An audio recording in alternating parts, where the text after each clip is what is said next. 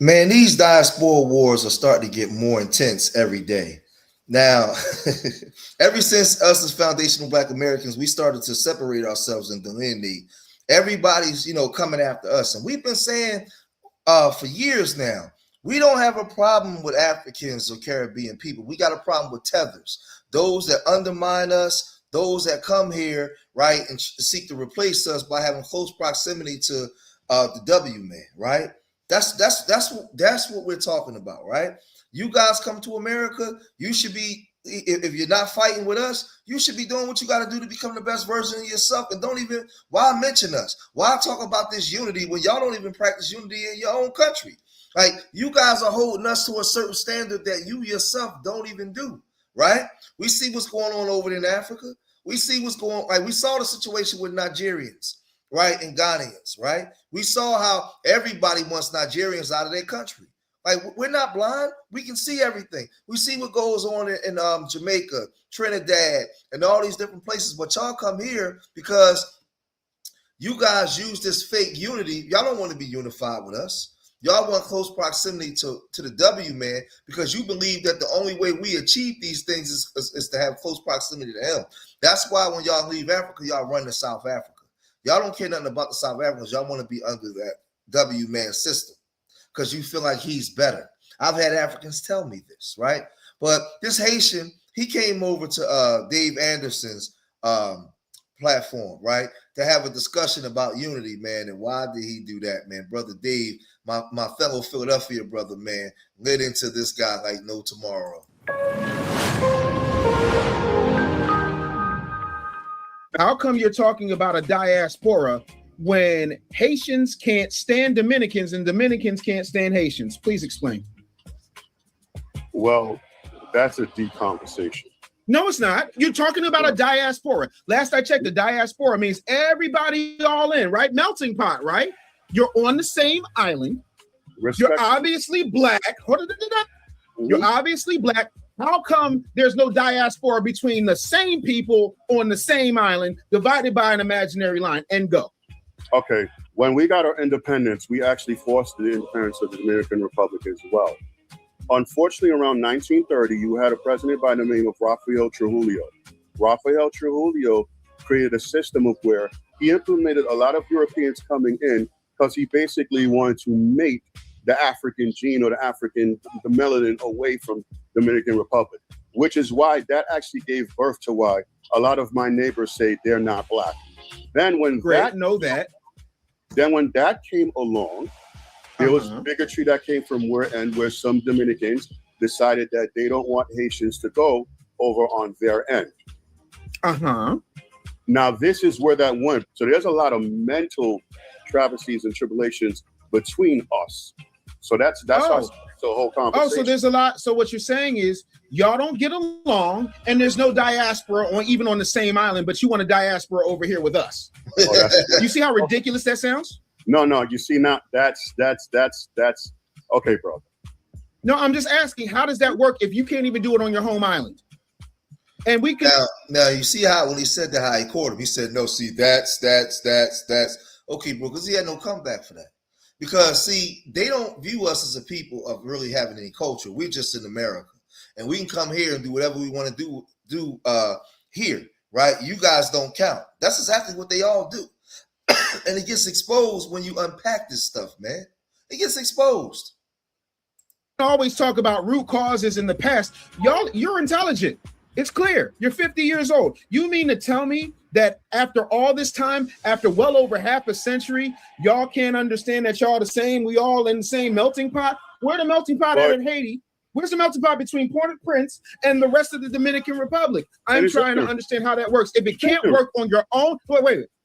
If it can't work on this tiny little island, and it can't work in the 54 countries in Africa who are warring, and you got well over 100,000 tribes, why is it you want it over here?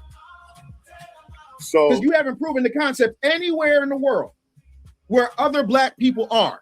Where has it worked? And is that healthy? So remember, now you hear what he's saying. Pan-Africanism was an idea, and it hasn't worked anywhere, right? Anywhere. I'm gonna tell you what you guys what they're doing. They understand that we don't practice this tribalism the way that they do. They know that they can't get anything done in their countries based off of tribalism because they don't want to work together. They always at each other's throats, right? They don't want to support each other for elections, for many things, right? They know our history. They know that we've opened up our arms and allowed many groups to come here. But instead of coming here and joining us, they come here and undermine us and want to be the model minority with close proximity to the W, man. That's what they've done. So they come and act like they are friends preaching this unity, but this ain't the 50s and 60s. But even in the 30s, A. Philip Randolph complained about him too. Y'all saw me through the live stream. A. Philip Randolph was a restrictionist against the West Indian because of what they was coming here not joining us. I'm not going to, and I don't want to paint a broad brush and say it's all of them, but it was too many of them. Too many of them. When, you know, they want to gatekeep their culture, but they want to be ingratiated into our culture only when it benefits them, right? And that's just the way it goes. But let's keep listening. No. Don't move the goalpost. Stay right there. Where has Pan-Africanism and the so-called diaspora worked in practice? Outside of group chats, memes, and TikTok daggone panels. Where has it worked? Overall, can we agree that I agree with you that overall, melanated people are tribal? And it's no. Where has it worked? Because melanated people, for the most part, are tribal. They're tribal. Thank you. He's using melanated people for the most part are tribal. Well, we have a whole history. When you have Nigeria's first president coming here and going to Lincoln, right here in my backyard, right here in Philadelphia, going to Lincoln, right? You had Kwame Nkrumah going to Lincoln. Right, you had so many leaders from the Stokely Carmichaels to the Shirley Chisholms to the Marcus Garveys, all of them. We've opened up our arms to everybody. We wasn't practicing the tribalism that you guys was practicing. That's not us. We always was ground zero for y'all guys to come here to help us fight against W supremacy. We've always been on that front line. So don't put that tribalism bull crap on us. Y'all come here and practice that. And only ingratiate yourself with us when it benefits you. So then why are you asking for something you haven't even done on your home island? But that's not, wait. Why are you asking of us who have been, hold on, wait. How are you asking of us? But that wasn't. Who have freedom? No. How can you ask of us when you had freedom 61 years before we did? And we, even though we were oppressed and every damn thing else, created a path for you to come over here. If y'all have all of these answers, why is it that you can't make it work on your island? Because like you said, people are tribal, which means that Pan-Africanism and the whole diaspora that you're fighting for, or saying that you're fighting for, you know for a fact is a warm bucket of hamster vomit. Because you can't show me anywhere where it's worked. Because if you could, you would have said, you know what? It works over here with Ghana and Nigeria, but we know that's a lie because they fight over Jollof. We know it doesn't work with Nigeria and South Africa because they're kicking their asses out. We know it doesn't work with Haiti and Jamaica because the Jamaicans are like, we'd rather die than have Haiti over here. So you can't put on us what the rest of the so-called diaspora has not been able to accomplish without us. Because like you said, everybody's tribal. So do you have any idea how audacious and how utterly ridiculous and how disrespectful and intellectually disingenuous it is to tell somebody we're a diaspora when you on a tiny little island, not even bigger than Philadelphia, can sit up here and can't make it happen because of something that happened when you were in your daddy's nutsack?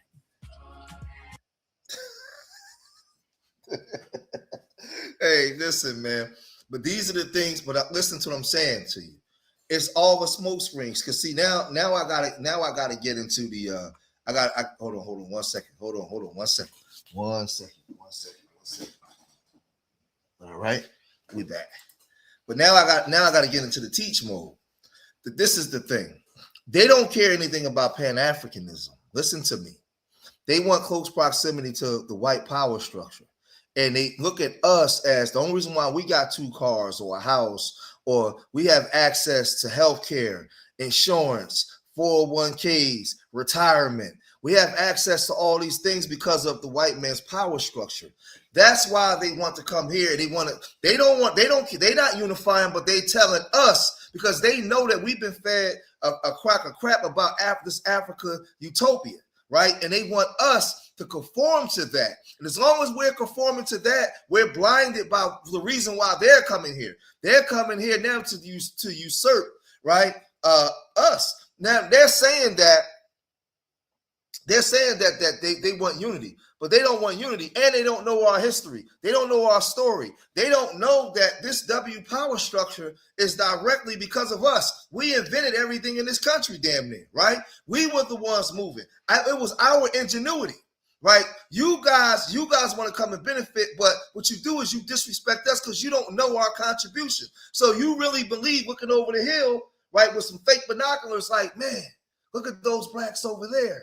They're not, you did the same, you're doing the same thing in South Africa that you're doing here. You're looking over the hill. Man, if only we can get to America or South Africa under the W man's power structure, could we be doing great just like those blacks? Not realizing that the Black Americans, our ingenuity, our brain power, we helped create this. We built this. We built this. We were the first of many things here in this country, way before the white man. But see, you guys don't know that. So what I'm saying, when they tell you this fake, when they hit you with this fake pan-African or we got to be together, they don't want that. They want close proximity to the W man's structure, what they believe it is. Trust me when I tell you that. That's why when they come here, they abandon their culture. They put their nose right up in some W cooch and start breeding themselves out. Let's listen to some more. I will stop right there. Wait. What shocked you? But when I saw you saying stuff about FBAs, I was shocked because I know that you know you have West Indians that follow you. I believe so. I believe you've had conversations because we do. A lot of us speak on you like, yo, because like I said, you were like really one of the first that was talking about how to make money podcasting, if I remember right. Correct. Personal issue with you right now. Mm-hmm. One, I asked you one question. What did I say that you have issue with? Not what Afro Elite said, not what Black Alpha said. So I didn't say we were under attack. I said we were disrespected constantly and consistently. And yes. I can tell you that's what it was. I'm sorry. If you know me, you know. Right.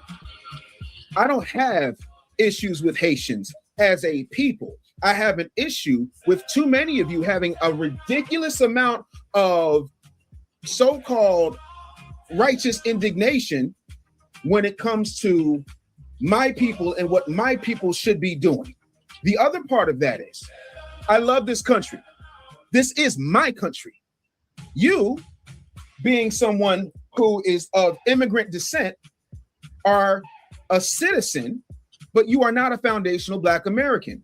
That is what you call a delineation. You would never go to Chinatown and say, you know what? You Vietnamese people are tripping. Would it be disrespectful to call Chinese people Vietnamese? That's a yes or no. Would you call Chinese people Vietnamese? If you went to Chinatown, would you call them Vietnamese? I would not. Why not?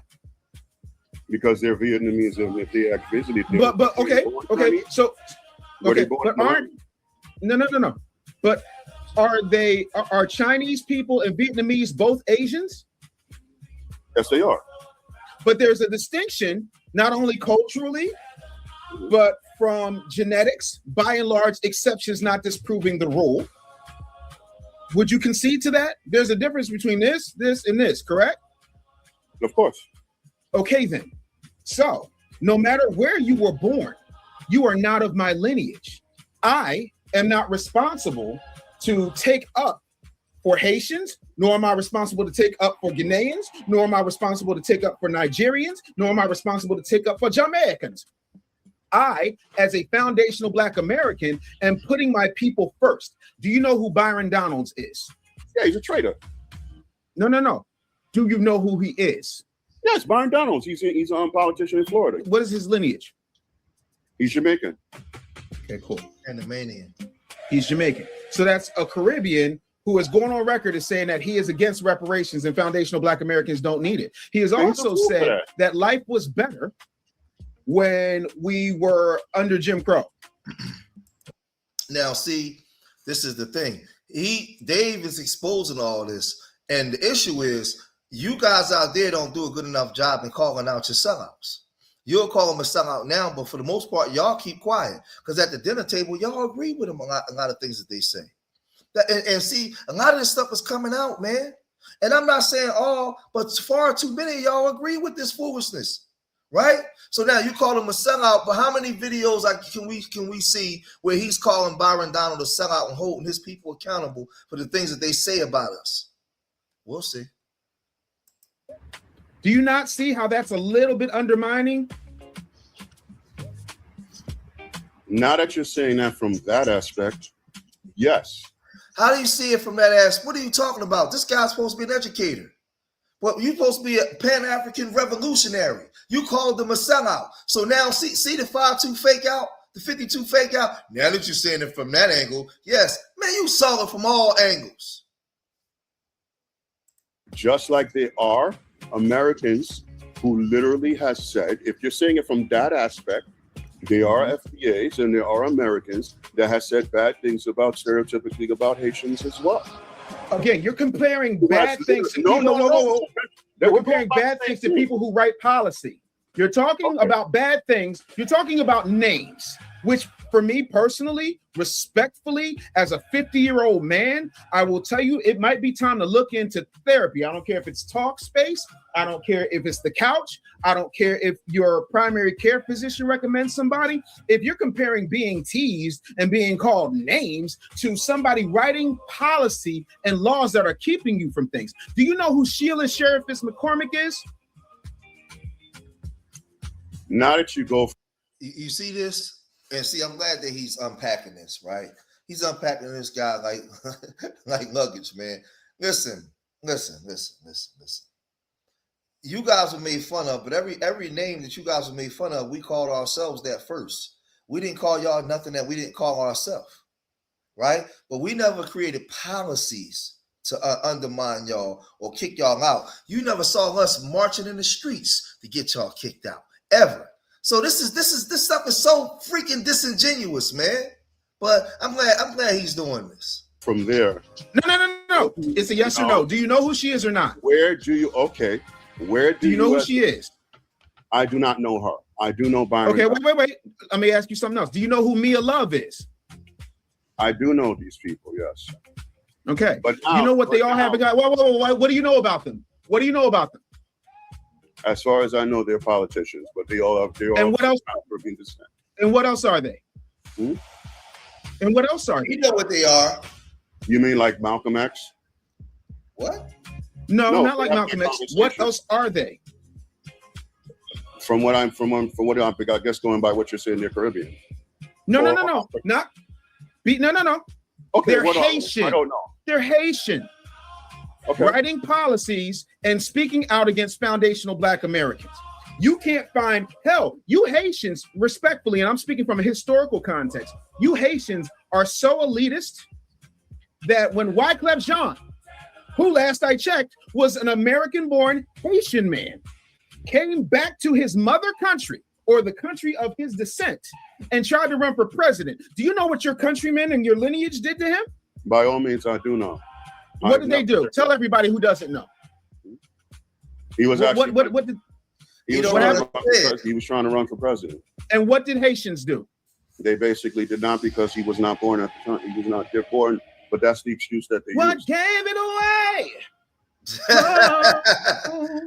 See, I have no problem having that conversation. So you do understand that there is no American, whether they are of Haitian descent like you and Wyclef, who can go over to Haiti, run for office, get elected, and then start making policy decisions about a group of people that they have no genetic ties to.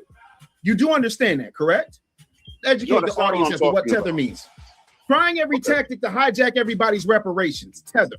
What did I say that was false that I'm trying to make you believe? What did I say that was disappointing? You're better than this. So it's not my responsibility to take up for somebody else's side. It is my responsibility to answer questions when they're asked of me. And I am coming from the perspective of my people, There is nothing wrong with it, because when Chinese people do it, it's not an issue. When Jamaican people do it, it's not an issue. When Ghanaians do it, it's not an issue. When Nigerians do it, it's not an issue. It's only an issue because I said I don't like the conversation that people are having about me and my people. I am not wrong for standing up for my people. I'm not your daddy. I'm not Wyclef. I'm not Proswell. I'm not. It's not my job to defend Haitians for what they say. It is my job to hold myself accountable and talk about the way that my people, foundational Black Americans, have been aggrieved. Stop trying to make me take everybody's side, because people who take everybody's side take no one's side. They're a flip-flopper. They are what you call lukewarm. You are neither hot nor cold, so I spew you from my mouth like I never knew you, because you are. These people ain't ready to have the real conversation. I keep telling y'all, these are not revolutionaries, man. They're not. This is not Bookman, Desaline, and them. They just want to be in America, man, to get health insurance. They want to be able to get health care. They want to be able to, they want to be able to get a proper paycheck, right? They want to be in a tax-based state where the roads and the schools and all that kind of stuff is set place. That's what they want. I'm telling you. All this other stuff is a smoke screen. And they view the W man as superior to them. Lukewarm. Let's watch this in real time. If we can roll that beautiful bean footage, that would be great. Let's go ahead and get that roll here. Here we go. Time for all of us to raise our voices and to say this country is also our country, is also the country of immigrants, because we are the one who built it. How did Haitians build this country? I'm sorry? Can you point to specific things that Haitians did to build this country? 1804, the Louisiana Purchase, we played a part in that. And when you no, hold on. Stop with that, because what we're not going to do is you tell me the answer. I'm giving you. And let me say this too, because I've said this for years on my channel, even with 1804 and the Louisiana Purchase. Because of that, they allowed the Confederates and the Americas, the Europeans, to expand slavery by acquiring more territory. And because we were in slavery for like 60-something years longer, right? So you guys were fighting for your independence, right? And they did have a decree that anybody can escape and come in and be free, but they had a whole bunch of stuff going on there, right? So it didn't benefit us in that manner, because what you do is you take away all of our rebellions, from the Stonewall Rebellion to the New York Conspiracy. I mean, so many rebellions that we had here in the Americas ourselves, right? That had nothing to do with the Haitian Revolution. Absolutely nothing to do with the Haitian Revolution. But let's proceed. You said facts, right? No, hold on. No, because what you just did was act as if, because y'all whooped Napoleon's ass, that somehow made it better for us. Because last I checked, there was still another 61 years of slavery after the Louisiana Purchase, was it not? May I answer that? It's a yes or no. Was there not another 61 years of slavery after Napoleon was broken? That's not a yes or no. Because I'm not saying it's a very binary thing. Okay. Yes, it did expand slavery. Yes, it did.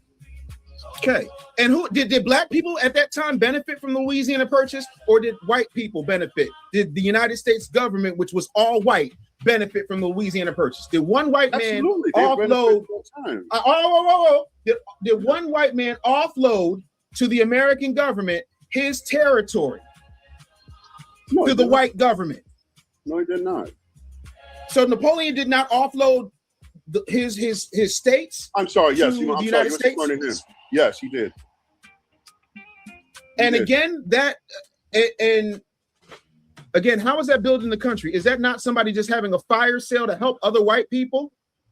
Or help himself? Yes. Well, okay, so that has nothing to do with building the country. That has everything to do with y'all bankrupted him.